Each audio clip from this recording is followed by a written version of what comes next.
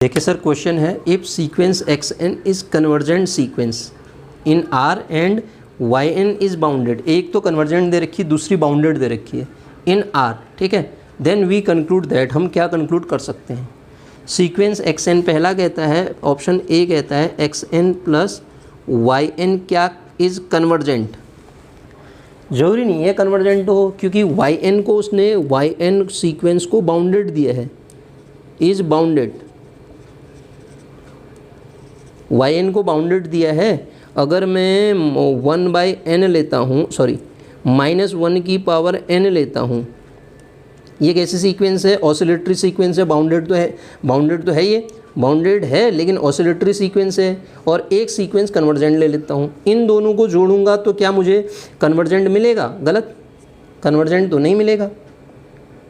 और sir convergent है तो बाउंडेड होगी, अगर कन्वर्जेंट है तो बाउंडेड होगी। एक तो ये पहली सीक्वेंस एक्स एन दे रखी है आपको कन्वर्जेंट, इसका मतलब सीक्वेंस एक्स एन बाउंडेड होगी। अगर सीक्वेंस एक्स एन बाउंडेड है और वाई एन तो आपको बाउंडेड दे रखी है प्लस बाउंडेड, दो बाउंडेड को जोड़ोगे तो अगेन क्या मिल जाएगा? बाउंडेड मिल जाएगा। ऑप्शन सेकंड करेक्ट हो जाएगा। एक्चुअली ये क्वेश्चन है बी पार्ट का, तो और तो गलत हो जाएंगे। वैसे भी देखो x n plus y n has no convergent subsequence कहलाता है, गलत हो गया। अगर ये कन्वर्जेंट सब सीक्वेंस तो बना सकता हूँ ना मैं, इसकी कन्वर्जेंट सब सीक्वेंस बना सकता हूँ। X n plus y n has, x n plus y n अगर जोड़ दो उसकी कन्वर्जेंट सब सीक्वेंस बनाई जा सकती हैं, ठीक है। कितनी सारी बना सकते हो आप, ये ऑप्शन तो गलत हो गया।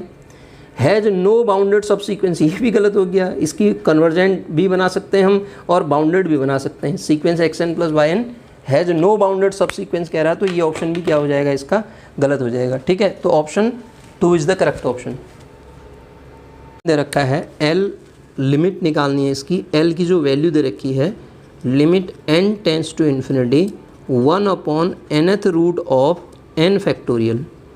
तो आपको एल इनमें से कोई एक होगा करके हमें बताना है।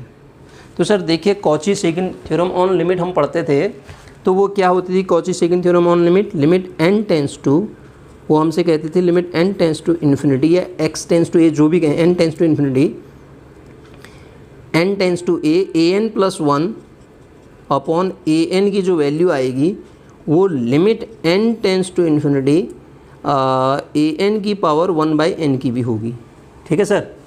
तो अब क्या मैं इसको ऐसा लिख दूँ, limit n tends to infinity 1/n factorial की होल पावर 1/n लिख सकते हैं ऐसा, क्योंकि 1 से फ़र्क तो पड़ना नहीं है। अब इसकी लिमिट निकाल लेते हैं हम an प्लस 1/an की।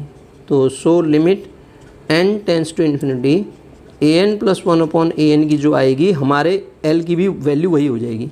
तो कितनी आएगी? Limit n tends to infinity an plus 1 कितना आएगा सर? 1/, ये इसको निकाला हूँ मैं, केवल ध्यान दीजिए। an कितना है मेरे पास? 1/n फैक्टोरियल, तो कितना हो जाएगा? 1/n प्लस 1 फैक्टोरियल इनटू, इसको पलट दो, अपॉन an की वैल्यू रखेंगे तो n फैक्टोरियल आ जाएगा ना। This is equals to limit n tends to infinity n factorial upon n plus 1 into n factorial. Factorial को खोल दिया, लिमिट लगाएंगे n टेंस टू इन्फिनिटी पे, तो सर ये तो 0 आ जाएगा, ठीक है ना। तो 0 आ गया, तो ये l की वैल्यू यही होगी, क्योंकि जो an प्लस 1 की लिमिट होती है वही an की पावर 1/n की भी होती है सर। तो इसका आंसर कितना आ गया? l की वैल्यू कितनी होगी?